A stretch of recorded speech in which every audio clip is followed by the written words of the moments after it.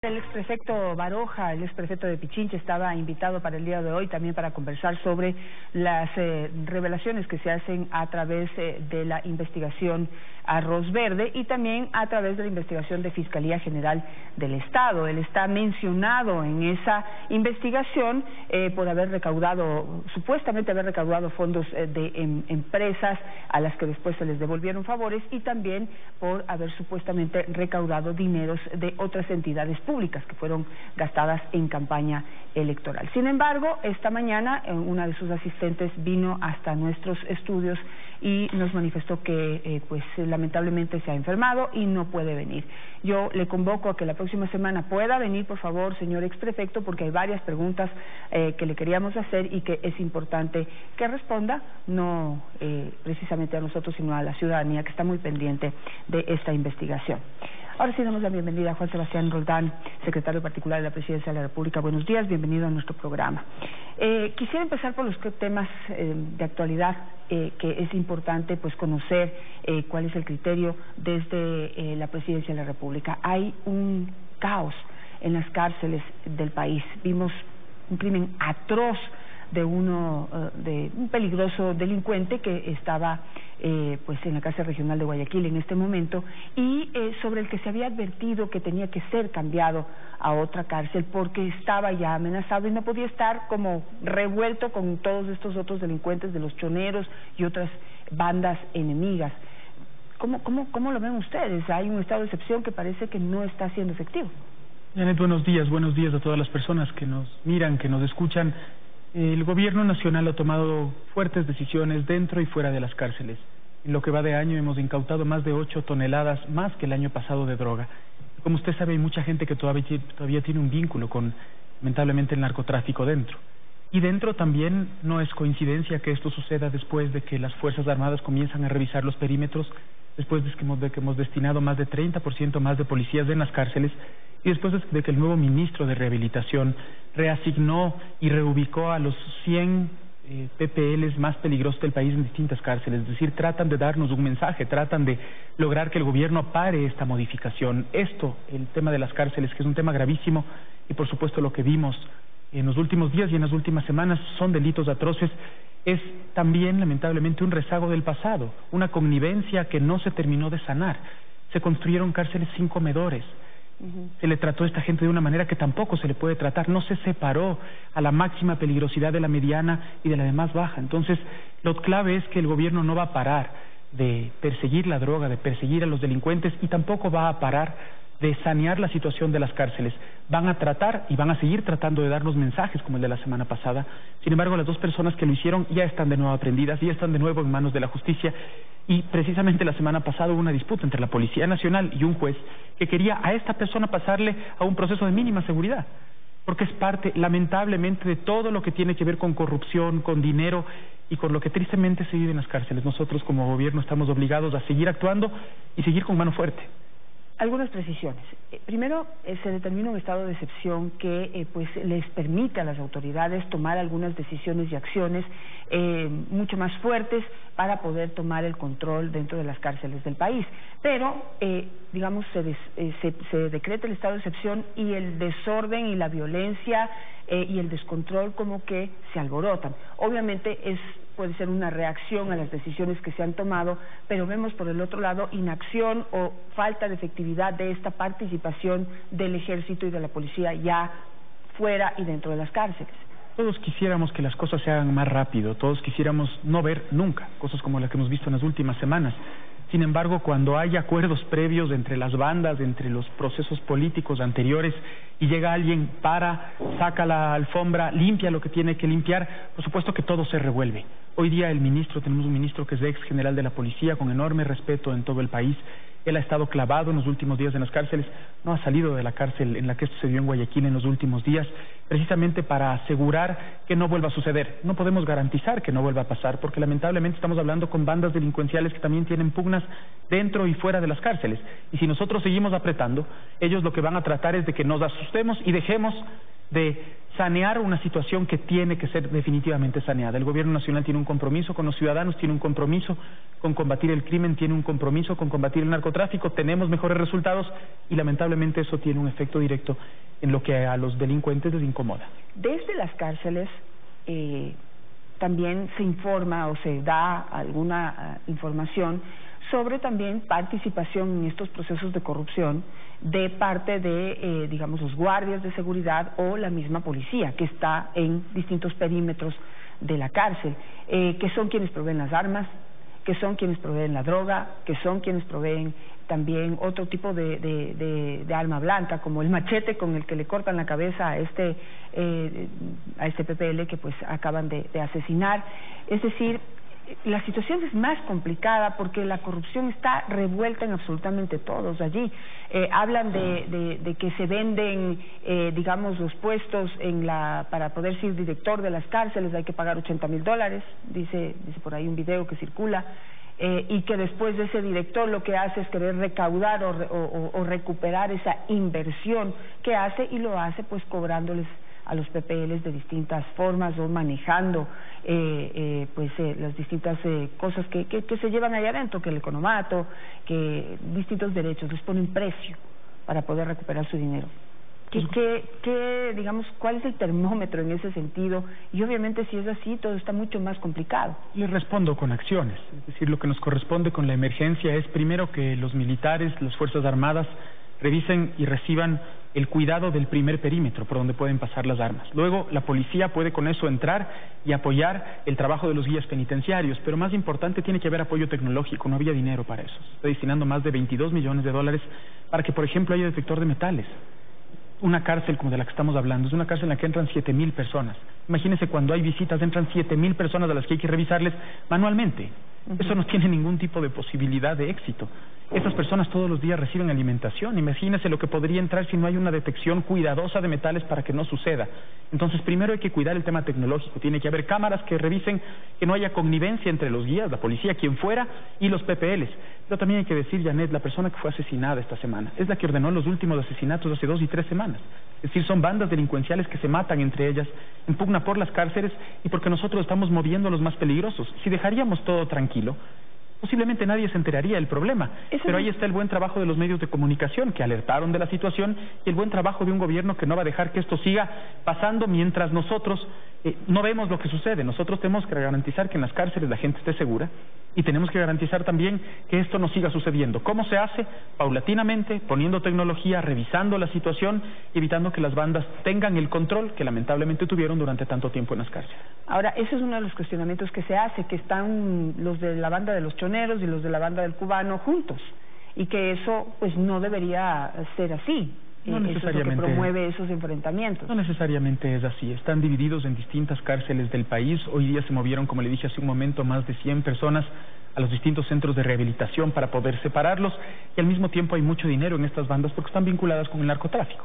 Entonces, para poder asesinarse unos a otros, contratan a los que lamentablemente ya tienen muchos años de prisión. Entonces no temen que un juez les vuelva a dar más tiempo de prisión. Ahí hay toda una discusión al respecto de la legislación, de los jueces, de la situación de la sociedad. Es decir, lo que pasa en la cárcel también tiene que ver con lo que pasa afuera. Si nosotros apretamos y capturamos más droga, ese negocio se les acaba y tratan de presionarnos y golpear al gobierno para que no siga apretando el tema del narcotráfico. Todo tiene una causa y todo tiene una situación. El tema de las cárceles lamentablemente es un problema grave y el gobierno no va a dejar de luchar para que no haya esa connivencia entre lo que pasaba con las bandas, lo que pasaba con posiblemente los guías, lo que pasaba con posiblemente algunos policías corruptos. Hoy hay gente decente, gente honesta, policías honestos que están a cargo de sanear esa situación y el ministro es uno de ellos. Mirando los antecedentes, como usted dice, pues durante el gobierno anterior se construyeron algunas cárceles y se jactaron de pues haber hecho grandes inversiones en ese sector precisamente para evitar el hacinamiento, para darle un tratamiento más profesional al tema de la rehabilitación social. Sin embargo, nos topamos con una realidad de que precisamente en esas cárceles en donde se invirtió mucho dinero no hay agua, no hay alcantarillado, no hay comedores, no hay lugares para poder rehabilitar a los presos para que puedan hacer determinadas actividades y puedan aprender cosas que en un futuro les pueda permitir sobrevivir ya fuera de las cárceles. Es decir, también ¿cuándo se va a invitar a los funcionarios que están claramente identificados, responsables de esa irresponsabilidad y de ese gasto de ese dinero, para que respondan también? Esta situación que hemos vivido en las últimas semanas nos lleva a pensar todo lo que tiene que ver con rehabilitación. Porque si nosotros queremos rehabilitar no podemos tener gente sin comedores. Lamentablemente el modelo pensado anteriormente es un modelo que discrepa con el que algunos de nosotros tenemos. Si tienes una cárcel de 7,000 personas, no puedes controlar. Es decir, en el mundo todo lo que va en camino a la rehabilitación camina a cárceles más pequeñas, en cárceles en las que las personas pueden hacer otro tipo de actividades, que tienen mínimamente comedores. Es decir, no tener un comedor para que la gente se pueda sentar a comer es tratarlos como no tiene que ver con un criterio de rehabilitación para un ser humano. Nosotros lo que creemos es que eso es lo que hay que ir modificando y sobre todo separar la máxima peligrosidad de la mediana y de la mínima peligrosidad. Eso tampoco se había hecho. Entonces, las prebendas que tenían algunas de las bandas es que los capos estaban con los de mínima peligrosidad y con eso no tenían ningún problema, seguían comunicándose con el exterior y no había siquiera control de metales para entrar. Usted y yo cuando pasamos por un aeropuerto pasamos por un control de metales, imagínense en las cárceles eso no pasaba. Entonces, esos son los elementos de solución que se tienen que plantear para esperar que en el futuro no se repitan y sobre todo mientras nosotros estemos en el poder garantizamos que seguiremos saneando la situación sin importar las consecuencias. Nosotros no nos vamos a dejar amedrentar y de esto se trata, cuidar a la gente que está dentro y cuidar a la gente que está afuera. Pasemos a otro tema. Ayer estaba prevista que asistieran a la Fiscalía el Presidente de la República y también la Ministra del Interior por el caso Olavini. Fueron convocados precisamente por la defensa de Olavini para que presenten supuestamente pruebas o argumentos que pudieran determinar por qué Olavini está o sigue en prisión preventiva y no se le ha dado el beneficio de que pueda tener medidas sustitutivas. No acudieron, pero entregaron su criterio o su declaración por escrito. ¿Cuáles, digamos, los principales argumentos descritos ahí en esa declaración del presidente y la ministra? El presidente de la República en su declaración dijo que él había tomado las palabras de la ministra del Interior, que era quien había planteado los elementos al respecto del tema de Olavini. ¿Qué es lo que se encontró con Olavini? Esto es lo fundamental. La justicia decide pedir que esté en prisión preventiva, eso no le corresponde al Ejecutivo. Sin embargo, cuando se da lo de Julián Assange, sí se revisó en el Ecuador quiénes pueden ser aquellos vinculados a los ciberataques que el Ecuador estaba siendo víctima. En la semana previa y en la semana siguiente recibimos más de 4 millones de ataques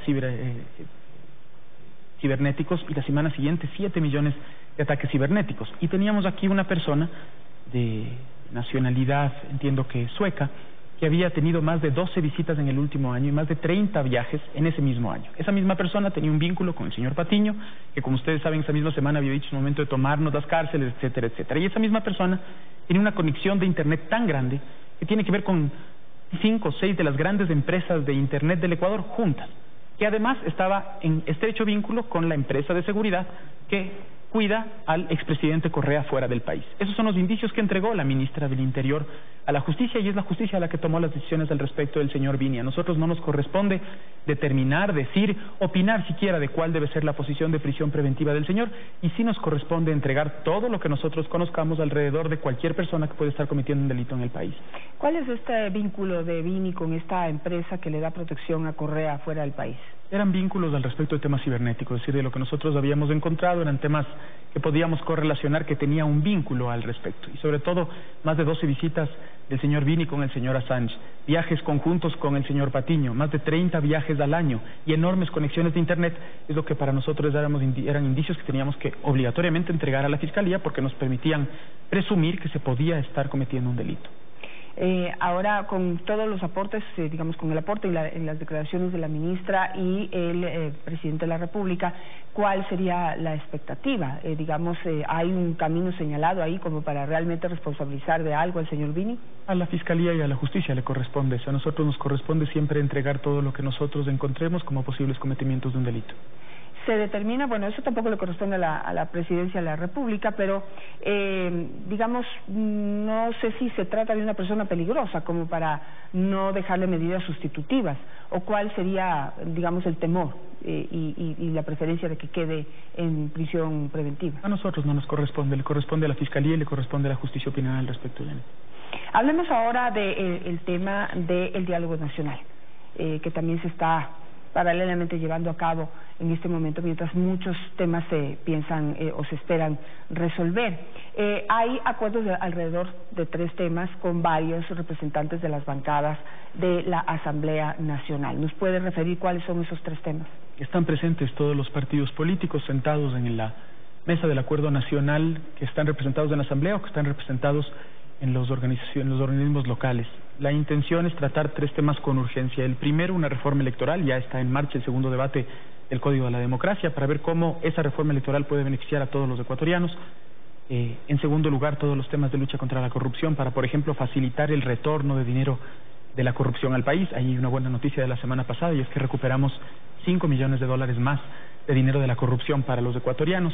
Y en tercer lugar, el tema del rol del Consejo de Participación Ciudadana y de los poderes del Estado, es decir, a dónde debe llegar el Consejo de Participación, cuál es su alcance y qué es lo que debería hacer en términos de nombramiento o selección de autoridades. Esos 3 temas están en discusión. La próxima semana se van a hacer un par de foros con la ciudadanía para discutir el tema y luego la mesa presentará los consensos y los disensos, porque no en todo habrá un acuerdo, siempre respetando cuál es el espacio que tiene la Asamblea Nacional, la Contraloría General del Estado, la Fiscalía, todos los poderes del Estado para tomar sus decisiones autónomamente.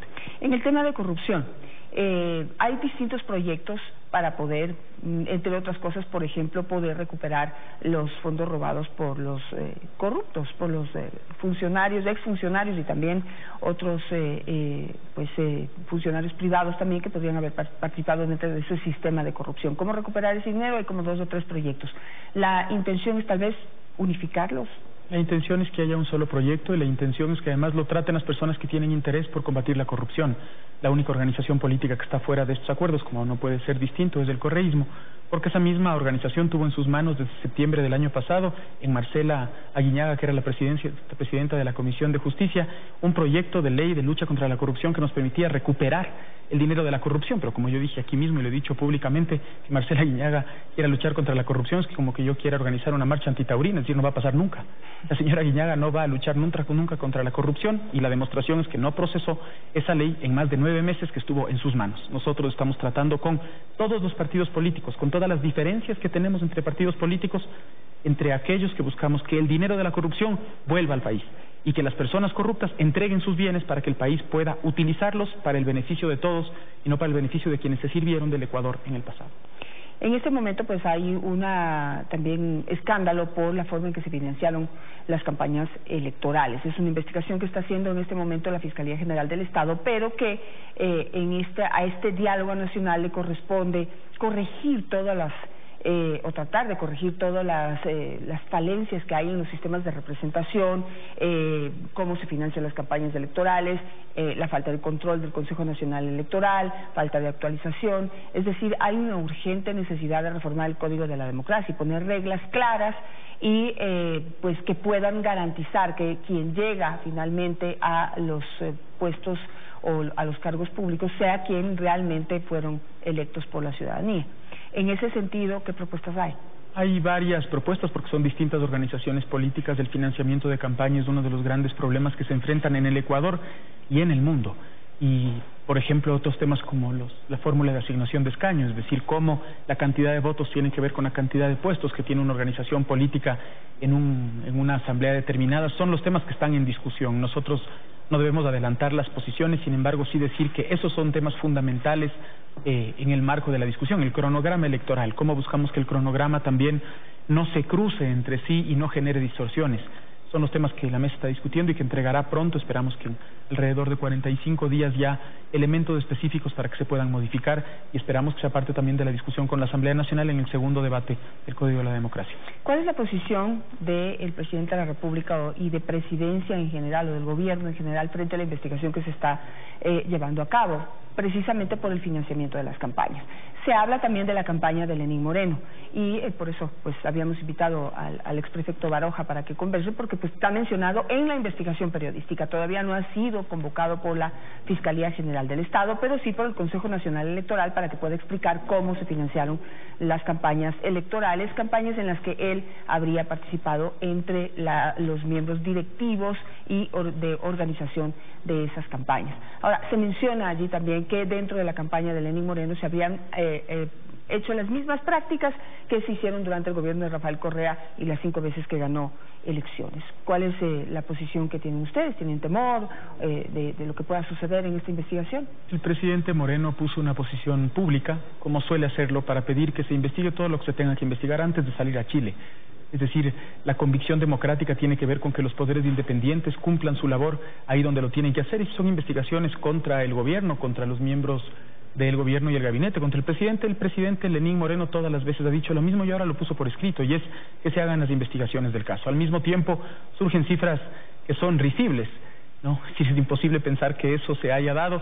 Sin embargo, que se investiga lo que se tenga que investigar. Aquellas empresas que fueron mencionadas, algunas de ellas ya han tenido una posición pública diciendo que no conocen a las personas a las que le están atendiendo, y además diciendo que es mentira lo que se está planteando. Eso es lo que tiene que investigar la justicia.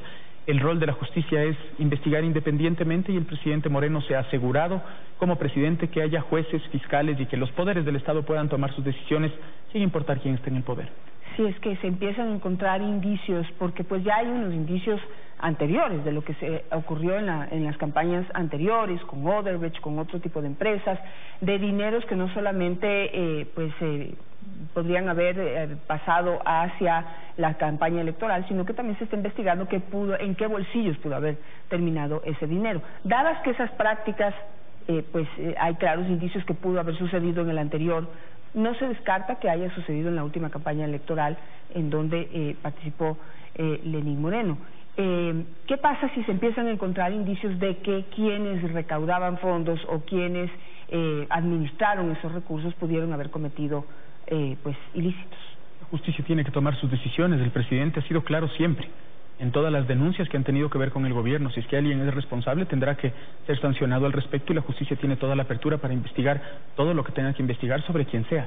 Eso es parte de construir un Estado de Derecho y es parte del legado que el presidente Moreno le deja al Ecuador. Aquí no se trata de que el presidente hace homenajes como en el pasado a aquellos que son señalados con el dedo, sino que el presidente comienza por él mismo diciendo: investiguen todo lo que tengan que investigar, ahí están mis cuentas, ahí están todas mis participaciones, que se investigue y que la justicia tome las decisiones que tenga que determinar. Una última pregunta completamente en otro tema, y es en el tema de materia económica. Se anunció ya casi va a ser un año, está transcurriendo el año que dijeron que se iban a vender algunas de las empresas públicas para poder cumplir también con las metas económicas planteadas para este año, pero no vemos absolutamente nada como claro, no sé si iniciado siquiera en ese sentido. Sí están iniciados los procesos para tomar decisiones de entregar en concesión las empresas públicas son largos. Primero, porque no había ni siquiera contabilidad auditada, es decir, teníamos empresas públicas que no sabíamos exactamente qué tenían en los números, había que auditar esa contabilidad. Y segundo, hay que contratar, por ejemplo, en algunos casos, banca de inversión para que ellos puedan hacer una diligencia válida que determine a quién podemos plantear que pueda entrar en una discusión al respecto. Eso está en marcha. Nosotros caminamos con tranquilidad y cumpliendo todos los procesos que nos pide la ley, y además valorando qué se tiene que delegar en administración y qué no. Pronto haremos un anuncio de quién está encargado del tema y toda una institucionalidad hoy día cuidando las alianzas público-privadas, la monetización de bienes del Estado, las delegaciones y las concesiones. Todo será público y todo será claro para la ciudadanía. ¿Va a haber un nuevo gerente de las empresas públicas? Va a haber un nuevo gerente de las empresas públicas, pero al mismo tiempo va a haber una institución que esté coordinando todos los temas, más allá de las empresas públicas, que esté coordinando todos los temas de alianzas público-privadas, de monetización y de delegación y concesión. Pero para este año ya no se va a lograr. Posiblemente alguna logre pasar. Tenemos en el cronograma la posibilidad que para finales de año sí logremos concesionar una o dos de ellas. No lo podemos hacer pública porque son procesos que están hoy día en marcha. Para nosotros es importante que eso pase no solamente por el dinero y por el ingreso económico, sino también por los servicios que esas empresas brindan a los ciudadanos. Para nosotros es fundamental que los servicios sigan intactos, que las personas que han trabajado honestamente ahí dentro sigan trabajando en esas empresas, y que la ciudadanía tenga la tranquilidad de que esos bienes están a buen recaudo en manos de los ecuatorianos para su beneficio y para el beneficio de nuestra economía. Gracias, Juan Sebastián Rugal, por estar esta mañana con nosotros. Vamos a un corte comercial. Al regreso estará Augusto Flores Andrade, gerente de Seguridad, Salud y Ambiente de Ecuacorriente, quien se referirá a las declaraciones del prefecto de la SUAY, Yacu Pérez, en este espacio sobre la explotación minera de esa empresa. Enseguida volvemos. Toca cambio de canal.